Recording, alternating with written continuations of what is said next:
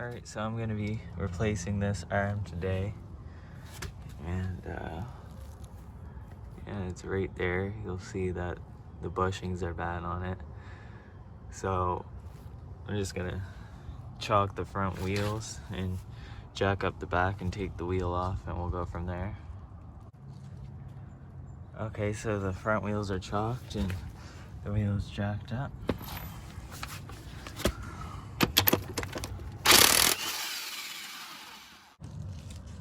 Alright, so as you can see, it slid right off the bushing and it's actually grinding away at the edge there.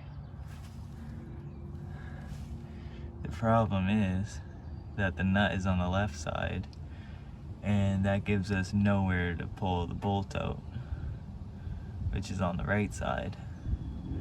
So the only options we have are to drop the subframe or to cut it out. And I'd have a lot more problems dropping the subframe in this, so I'm just gonna cut it out, hopefully.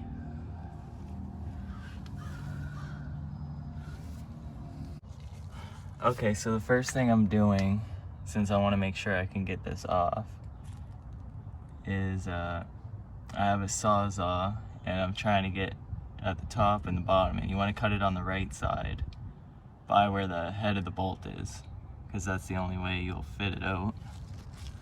So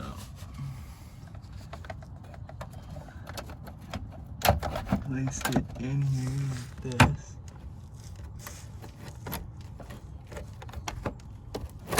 You gotta squeeze it in and get it as far down as you can. It's kind of hard to see. And I did it from the bottom first, and now I'm working on the top. And I'm almost cut through. You should be prepared with multiple blades because it will eat through quite a few blades, but it is cutting. Alright, so it's not cut all the way through yet, but I got it cut on the top and bottom. There's some left. It is a hard bolt, so it's not going to cut off easily. I've been cutting at it for a little bit. Probably went through 5 blades. So now I'm gonna undo this nut and bolt here so I can wiggle the arm around and kind of move it out of my way so I can cut the rest of it. Okay, to take this off, you just get an 18mm wrench there and then an 18mm socket on this side, and take it off and slide the bolt out. Okay, so I got the nut off the bolt here, but the inside piece of the bushing is still stuck there and I can't get the bolt out. We'll deal with that later. I just used a pry bar to pry off this piece here, and it slides around on the bushing a bit. So I'm gonna finish cutting that end off, and then once I cut that off, then we'll deal with this. Okay, so it's not cut all the way through yet, but I put the arm under there to give me more room, and I'm twisting the bolt as I'm cutting because there's a sleeve there that's protecting, but you can turn the bolt as you're cutting and it will cut around the edges of it. Okay, so I cut through it so far, not all the way, and I couldn't cut it anymore because I ran out of saw blades. I went through 5 or 6 of them. So I put a 17mm wrench on that side, and I put the 18 here, and I tightened that nut on until the bolt snapped where I cut into it. So it just snapped, so it's loose now. So let's see if we can get it out of there. Okay, you see I cut through it mostly. Almost got all the way through, but I knew it was cut through enough to snap if I tightened it on enough. So we got this end, and we should have the other end too. Hopefully we'll be able to get it fit through.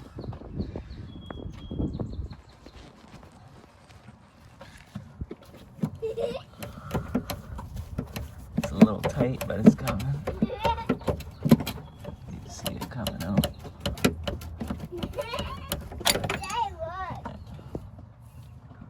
There you go. Alright, and now that I got the bolt out, slide this out. As you can see, that's been rubbing for a while, which is not good. That's where it cut into it. Alright, now that I got that out, I cleared out the scaled rust and I sprayed undercoat in there to protect it. Alright, so now that we got that, time to deal with this. So my plan for this is to heat up this metal part really hot. Try not to heat the bolt, we want to heat up this. And yeah, after heating that up, we're gonna see if we can get that bolt to move. Okay, so I heated up the sleeve there with this, and after a little bit of heating that up and tapping at the end of the bolt there, it was able to slide out. You can see the corrosion there where it was stuck. It was stuck pretty good, and without the heat it probably wouldn't have came out without getting damaged. Alright, so now that we got the bolt out of there, it's time to put the arm in. And it's the same part for each side. So you just want to make sure that this lip that's bent over is facing towards the back. Because if it's not facing this way, then it will hit against this. So it should go in like this.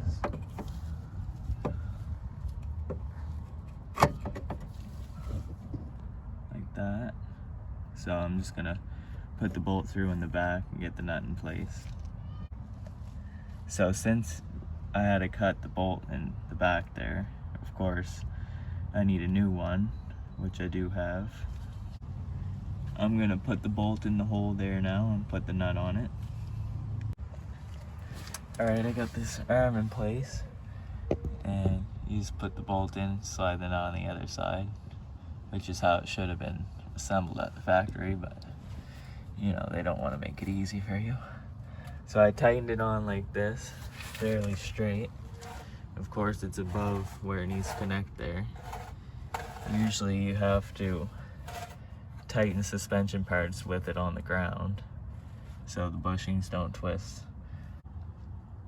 So since it's above the hole there, I'm just gonna have to push down on it while I put the bolt through and get it in place. Alright, so now I got it in there. It's tight in there, and it's tight in there.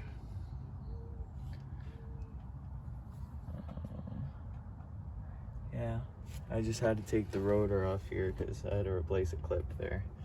So you can leave it on if you want, but you might need the clearance. So now I'm just gonna put it back together. Alright, so I got the wheel on there. I'm gonna let it down. Alright, just gotta torque the wheels now, 100 foot-pounds, and we're good to go.